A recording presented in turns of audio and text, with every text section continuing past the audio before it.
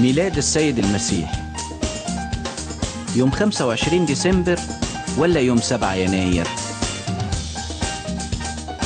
ولما اسمها سنة ميلادية يبقى كان لازم يكون الميلاد يوم 1 يناير. هو المسيح اتولد امتى؟ يوم 25 ديسمبر ولا يوم 7 يناير؟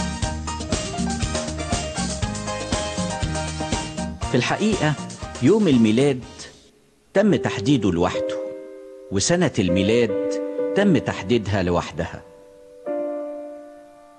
وكل واحد منهم ليه قصة هحكيها لكم.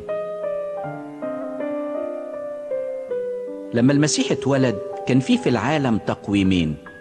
التقويم القبطي بدأ 4200 سنة قبل الميلاد، وده بيعتمد على حركة النجوم، والسنة عبارة عن 13 شهر، كل شهر 30 يوم، وآخر شهر 5 أيام بس.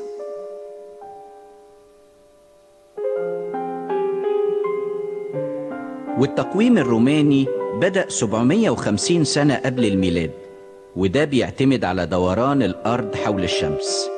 السنة 12 شهر، وبدأ بالسنة اللي الملك روماس أسس فيها مدينة روما.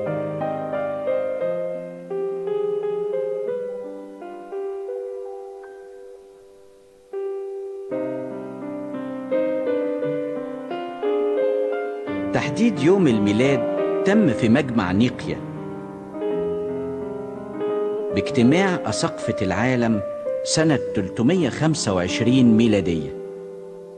حددوا يوم ميلاد المسيح بيوم 29 كيهك الموافق 25 ديسمبر، ومن سنة 325 اتحدد يوم ميلاد المسيح بيوم 29 كيهك الموافق 25 ديسمبر. السؤال: ليه اليوم ده بالذات؟ هقول لكم. لأن اليوم ده فلكيا هو أطول ليل وأقصر نهار على مدار السنة كلها. بعد اليوم ده يبدأ الليل في النقصان والنهار في الزيادة. وبما إن المسيح هو نور العالم، فبميلاد المسيح يبدأ الليل في النقصان والنهار في الزيادة.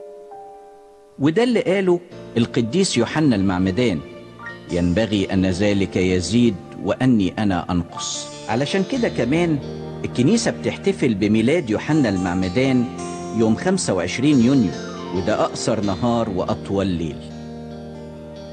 من وقت مجمع نيقيا كان المسيحيين في روما والأقباط في مصر بيحتفلوا بيوم ميلاد السيد المسيح مع بعض كل سنة، علشان تطابق يوم 29 كيهك مع 25 ديسمبر.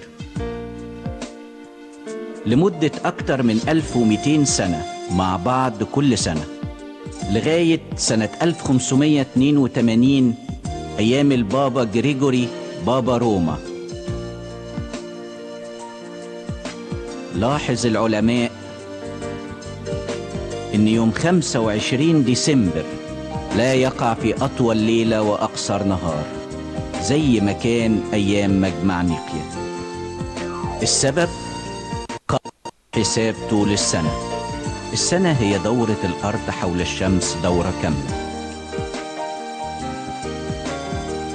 كانت السنة بتحسب 365 يوم و6 ساعات، بينما هي في الحقيقة 365 يوم و5 ساعات و48 دقيقة و46 ثانية.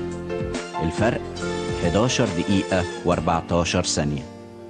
تراكم 11 دقيقة و14 ثانية من سنة 325 ميلادية مجمع نيقيا لسنة 1582 تاريخ اكتشاف الخطأ بيساوي 10 أيام.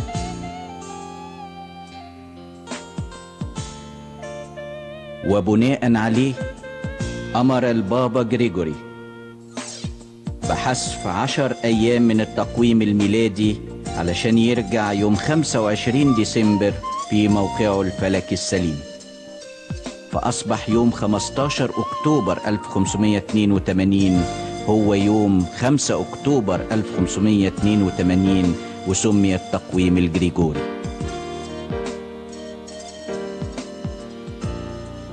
وكمان وضع البابا قاعدة تضمن وقوع يوم 25 ديسمبر في موقعه الفلكي، أطول ليل وأقصر نهار، وده بحسب 3 أيام كل 400 سنة.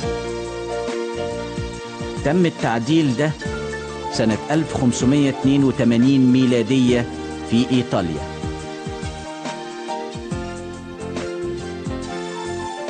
وبعدين في باقي دول أوروبا.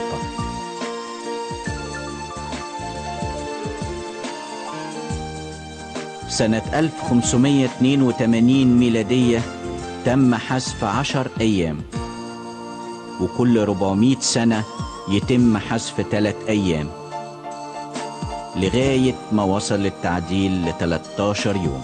لكن في مصر لم يعمل بهذا التعديل إلا بعد دخول الإنجليز لمصر في أوائل القرن العشرين.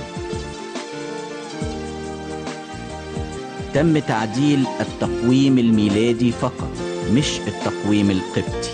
وبعد ما كان 25 ديسمبر بيساوي 29 كيهك، بقى 25 ديسمبر زائد 13 يوم يساوي 29 كيهك، يساوي 7 يناير. دي كانت حكاية تحديد يوم ميلاد المسيح. لكن بالنسبة لتحديد السنة الموضوع مختلف. زي ما قلنا التقويم الروماني بدأ 754 سنة قبل ميلاد المسيح، لكن في القرن السادس من ميلاد المسيح نادى الراهب الإيطالي ديونيسيوس بأنه لازم تكون السنة اللي اتولد فيها المسيح هي سنة 1، وكمان يتم تغيير اسم التقويم الروماني ويتسمى الميلادي.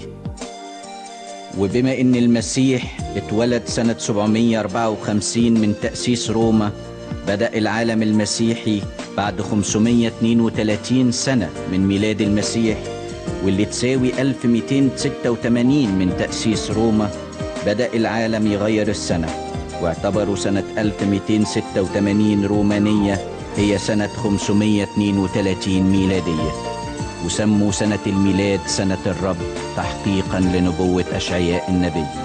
ودي برضو سنة الرب اللي تكلم عنها المسيح وقال إنه اليوم قد تم هذا المكتوب.